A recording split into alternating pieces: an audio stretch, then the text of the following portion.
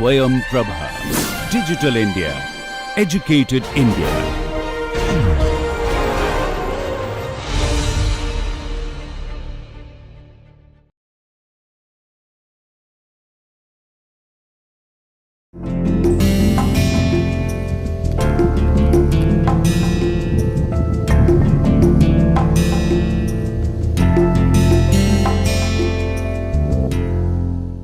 Welcome back. We are going to start a new topic. It's on vapor power cycles. So let me just go through the objective of this particular chapter. So I will start with the analysis of the vapor power cycle, in which basically the working fluid is alternatively vaporized and condensed. It does not remain in the gas state all the time, as in the case of the gas power cycles. We will try to first analyze the particularly based on Carnot cycle, and followed by introducing the Rankin cycle, and then certain aspects of such Rankin cycles issues and how one can increase its efficiency by reheating. So let me start with the basic alternative vaporized and condensed cycle, that is your vapor power cycles in the form of a Carnot cycle. Now, Carnot cycle is the most efficient cycle which we know which operates between two specified temperature limits. Okay. Now, that means it's very obvious that one would like to make use of Carnot kind of cycle for the case of vapor power cycle. And in this case, we can start with the Carnot cycle by considering this saturated dome, and the cycle operates within this dome. And because of the fact that the vapor cycle means for alternative vaporized and condensed cycles, or hence it has to be within the saturated dome. So that's what we made use of the Carnot cycle. We consider steam as a working fluid. Now let me just refresh the Carnot cycle, particularly in this form. This is on a TS diagram. So 1 and 2 is a process where the fluid is heated reversibly isothermally in a boiler. Okay, this is where your Q in is being supplied using a boiler, okay, at a constant temperature. And 2 and 3 is basically where the stream is expanded asentropically, having a constant entropy, okay. And 2 is your saturated vapor. It gets expanded, creating a final state 3, where it is a mixture of vapor and liquid. And finally 3 to 4 is a process where it is condensed isothermally, reversibly in a condenser. That means there is a Q out of it, okay. And then from 4 it is compressed isentropically by a compressor in order to get the original state, which is saturated liquid. Now it's very clear that the Q in depends on the enthalpy change from 1 to 2, and essentially we cannot raise the temperature, because as you increase the temperature, Q in will decrease because of the fact that the enthalpy difference between 1 and 2 will decrease. Thus it limits the maximum temperature one can use in a saturated liquid or saturated dome, as in the case of the way we have demonstrated here. And we know that efficiency of a cycle increases if you increase the temperature at which heat is being supplied. So thus this limits the temperature at which we can use as a Carnot cycle. So in addition, there are issues related to the turbine, which has difficulty in operating the mixtures. Similarly, they are related to compressing the mixtures. Thus the question is Carnot cycle a suitable model for power cycle? And we know, based on our current just discussion, that there are issues related with such a Carnot operation under saturated dome. Okay. So let me just summarize this impracticalities of the Carnot vapor cycle.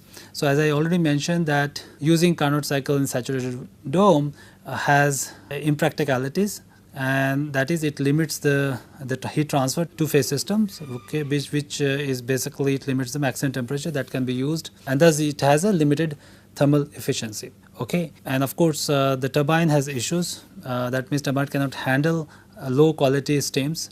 So what we prefer is 3 as close as saturated vapor line. Similarly, compressor cannot easily handle 2-phase compression, and thus we also prefer 4 to be as close as saturated liquid line. So these are the impracticalities of the Carnot vapor cycle. One can try to avoid this by considering the 1 to 2 process, that means isothermal heating process, at supercritical condition. However, the problem in this case would be that the boiler has to operate at different pressure all the time. That means the boiler has to operate at different pressure, okay, along this line, and this would be a difficult as far as the practicality goes. Okay, hence it's not so easy to do that. Second is that you can avoid, of course, this two-phase issues of handling for the turbine from here 2 to 3, but for 4 to 1 for the pump, it is the pump has to operate at a very high pressure because it has to compress from 4 to 1, and this is also impracticality, and hence the Carnot cycle cannot be approximated in actual devices, and it's not a realistic model for vapor power cycles. So we'll try to come up with another cycle which is more practical, and this is where we're going to introduce Rankine cycle, which is the ideal cycle for vapor power cycles. So what it does, it avoids impracticalities by superheating the steam in boiler and condensing it completely in condenser. Okay, so let me just summarize this cycle first.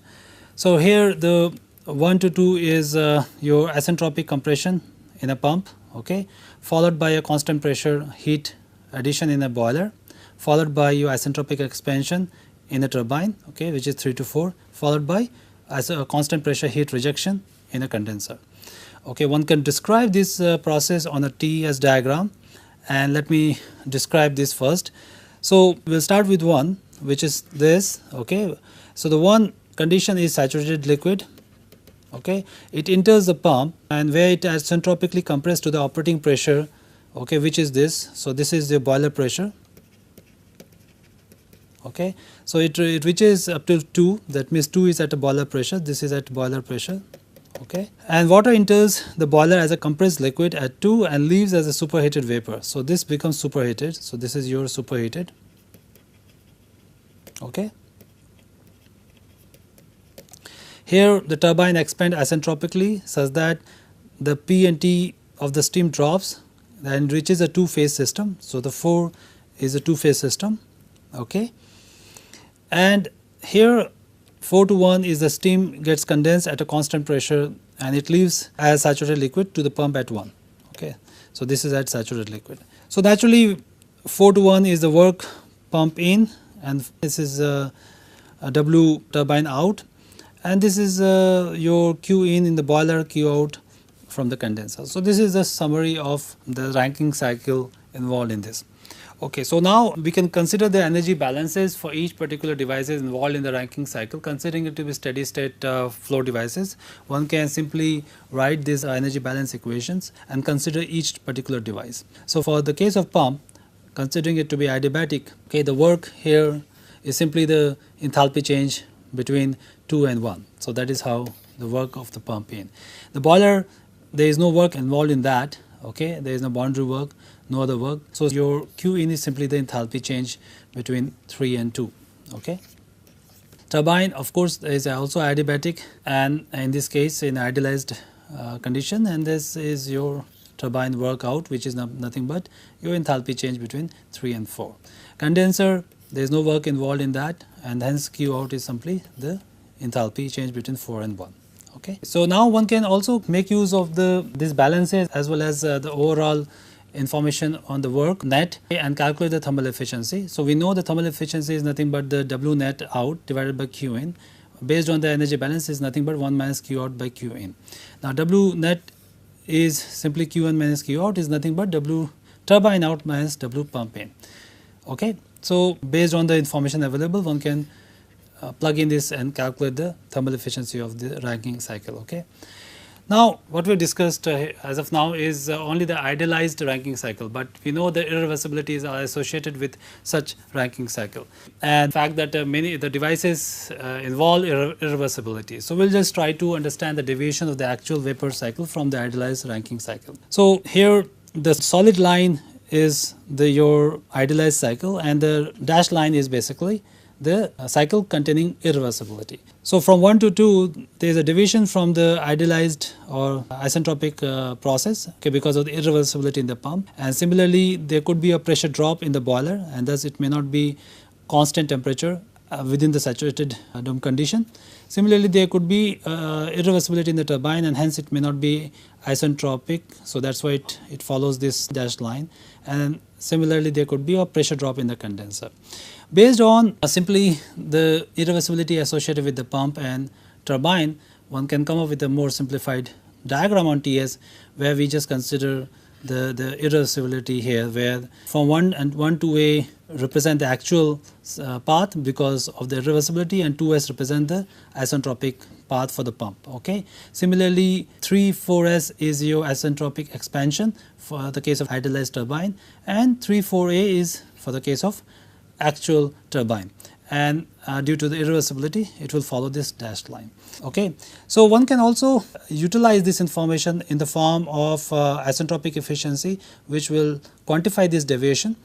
So isentropic efficiency for pump is nothing but your ratio of the work, isentropic work, and the actual work, and this can be written in terms of change in the enthalpies.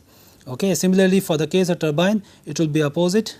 The actual work out will be less than the isentropic work. On the other hand, for the case of the pump, the actual work has to be more than the isentropic work.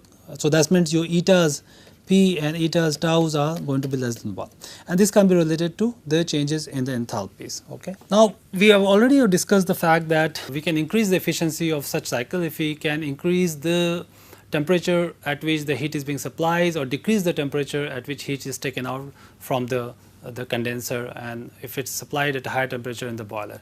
So we'll try to understand how this can be achieved within this Rankin cycle. So average fluid temperature should be as high as possible during heat addition, as low as possible during heat rejection. Okay. So we can achieve this by first considering the case of lowering condenser pressure. Okay. So let's assume that you have condenser operates at P4. Okay. And so the new pressure, if it is lowered, let's say P-4, this will increase the area, which is basically the increase in the W net. Okay. And thus the efficiency will increase. Okay. Now similarly, one can also increase the temperature at which the 3 is, that means the exit of the boiler, that means increase the temperature, superheat the steam to a higher temperature. This will also increase the net work. Okay. You can achieve the same effect by increasing the boiler pressure. So either you increase this to here, or you can increase the boiler pressure, which will be the case of this. Okay. By doing that, you can also increase the W net, but of course there will be decrease in the W net because this line, which is isentropic line, will shift to the left from 4 to 4 dash, and this is the amount which will get reduced. Okay, but this Tmax, or superheating the steam to a higher temperature, is limited by the metallurgical constraints. That means the container should be able to sustain that much heat. Okay. There is another problem due to this increased boiler pressure. If you increase the boiling pressure to achieve this high temperature as well as to increase this work net, this 4 shifts to 4 dash, which means the moisture content of 4 dash is much higher than 4. Okay, so the quality is reduces. Okay, and this creates problem for the turbine because turbine has difficulty in operating two-phase mixtures. Okay, so we can try to avoid it. Okay, so that means how can we take the advantage of the increased efficiency at higher boiler pressure without facing the problem of excessive moisture at the final stages of the turbine? So what we can do is we can expand this steam in 2 stages. So instead of going down here, okay, what we can do is we can stop here and just take out the steam and reheat again. So you can have this one turbine here and another turbine. So one turbine works at high pressure because this is at higher pressure, okay, and the other turbine works at low pressure because this line here, which is reheated, is at a low pressure. That's why you have 2 turbines, okay, and that's why you have this one from 2 to 3 it goes and the steam is taken out, is being reheated. The exit P5 is taken to the low pressure turbine, okay, and from here you have 6 and 6 undergoes condensation using a condenser, completing the whole cycle. So preheating increases the quality, okay, and reduces the excessive moisture at the final stage and increases the performance of this particular Rankin cycle. Now one can understand that there is 2 specific heat being supplied. One is at this end, which is at the primary heat, okay, which is from 2 to 3, and other one is at during the reheating process. So this is Q primary plus Q heat. It can be directly related to the enthalpy change at different points. 3 to 2 is for the primary heat and 5 to 4, okay, is to correspond to reheat. And similarly there are 2 turbines, hence here 2 work associated with that, which also can be related directly to the enthalpy change. And overall the efficiency can be written in the same way as we have written earlier. Okay? You can increase the average temperature of this, because here the average temperature depends on the temperature of this and as well as here. So this whole path from here to here corresponds to the increasing changes in the temperature, and so you can take the average temperature. Now this average temperature further can be increased by increasing the number of reheat and number of expansion.